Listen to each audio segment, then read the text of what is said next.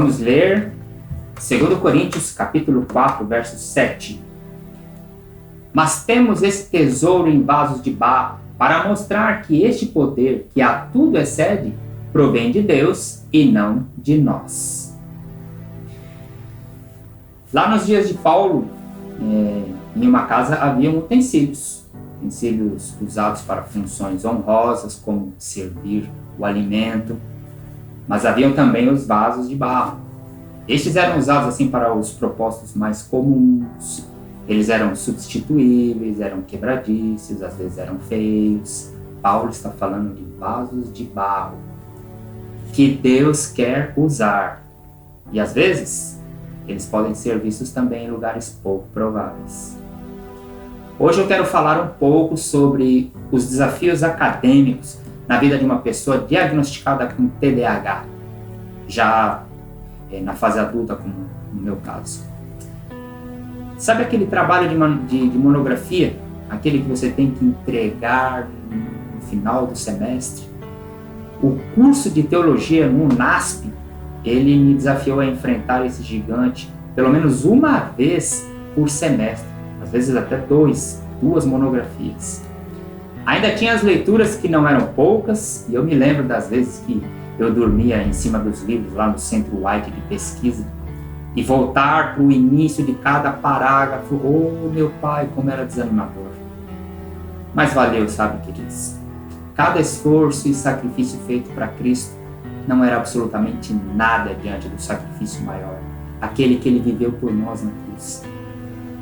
Hoje eu entendo que este amor, este infinito amor de Deus, esse sacrifício, é que me manteve focado, lutando sem que eu pensasse em desistir. Mas olha, eu tenho que confessar que manter o foco era bastante penoso, avançar era muito difícil. Sabe quando os amigos se reúnem para estudar, para a prova? Parecia ser para eles uma experiência rica de aprendizado.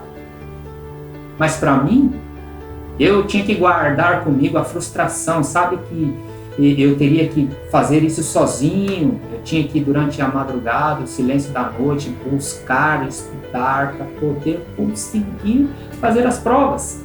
Alguns amigos cuja companhia era muito prazerosa para mim, eu tive que deixar lá no fundão para poder me concentrar no desafio maior do aprendizado em sala. O que estava acontecendo? Meus pesadelos resolveram me acompanhar no ambiente sagrado do seminário? Seria falta de fé? Cheguei a pensar. Mas eu estava errado, lógico. Desde muito novo, eu era bastante atormentado pelo transtorno do déficit de atenção e hiperatividade.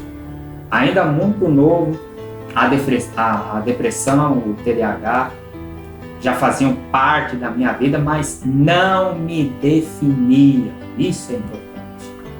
Mas quem era capaz de perceber isso nos anos 80? Quem estava sendo julgado naqueles dias era eu. Pela minha indisciplina, pela minha desatenção, pela incapacidade de equacionar fórmulas de segundo grau. Com o passar dos anos, isso foi ficando mais complicado, foi se agravando dentro de mim.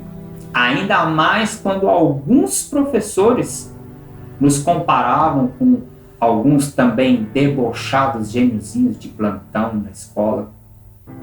Teve uma aula de matemática na 6ª série que eu fui chamado para a lousa, tinha que resolver uma conta. Eu sabia que seria o meu filho.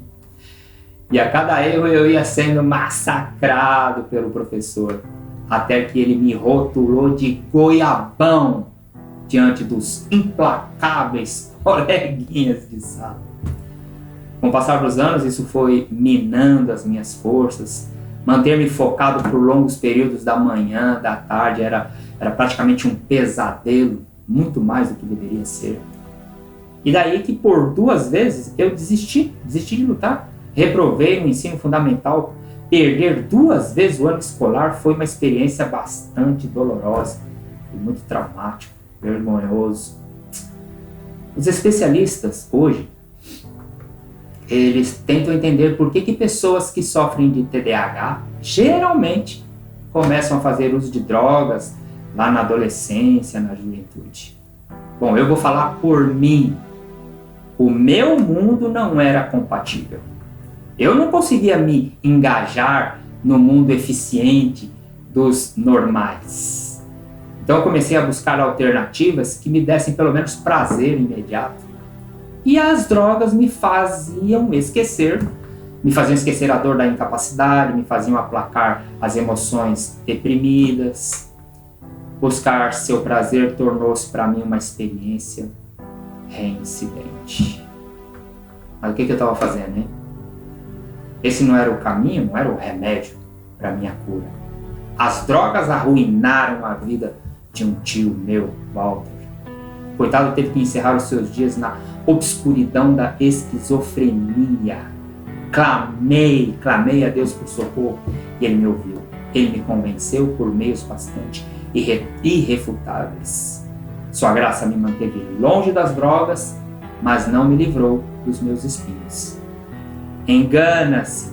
Tem muita gente que pensa que Deus nos toca com uma varinha de condão, dando fim aos nossos problemas. Não é assim. É como disse a minha prima Ângela, né? O caminho se faz ao caminhar. Né, Ângela? Eu fui batizado na igreja adventista em 1989. Por 2 anos eu fui comportor. Foi quando então eu ouvi o chamado para ser pastor. Então ingressei na turma em 1992, me formei em 1995, apesar de ter feito teologia pastoral, educacional, não me lembro de ter ouvido qualquer coisa sobre TDAH naqueles dias.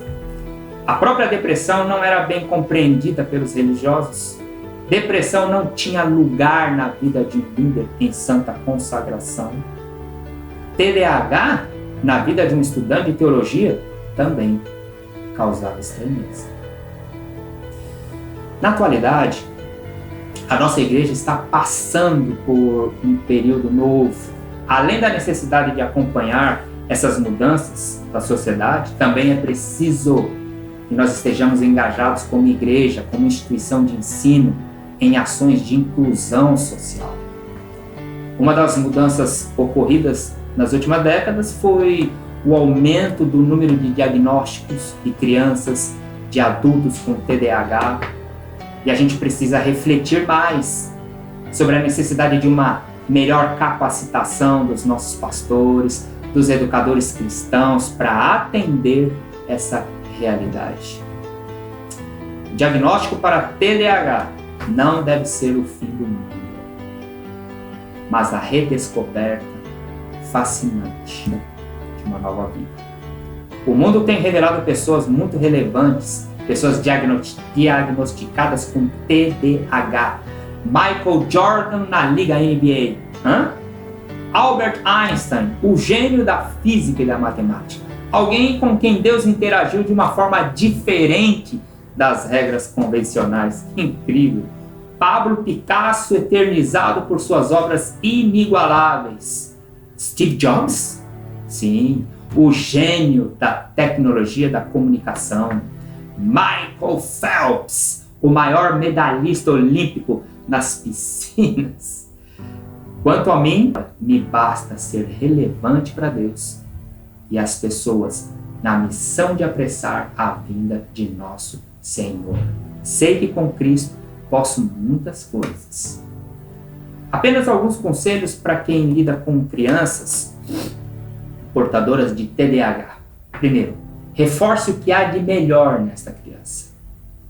Não estabelecer comparações, cuidar com isso. Cada um de nós somos únicos, podemos ser relevantes.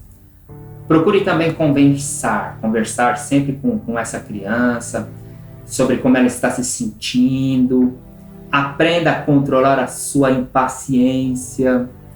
Não espere perfeição. Não cobre resultados.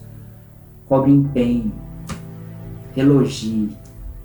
Não se esqueça de elogiar os esforços desta pessoa quando ela tenta vencer a sua desatenção. Não exigir mais do que a criança pode dar. Considere a sua idade, considere o seu caso.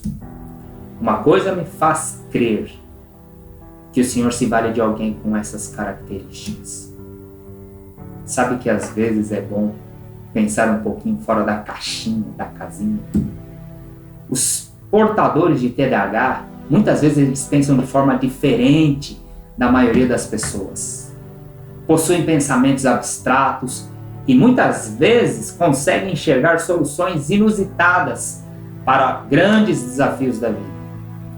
Lembre-se, não há nada de errado com essas pessoas. Elas apenas pensam de forma diferente. Vamos amá-las e vamos orar por elas. E vamos orar por nós e pela nossa igreja. Senhor, ajuda-nos a sermos sábios para lidar com as diferenças.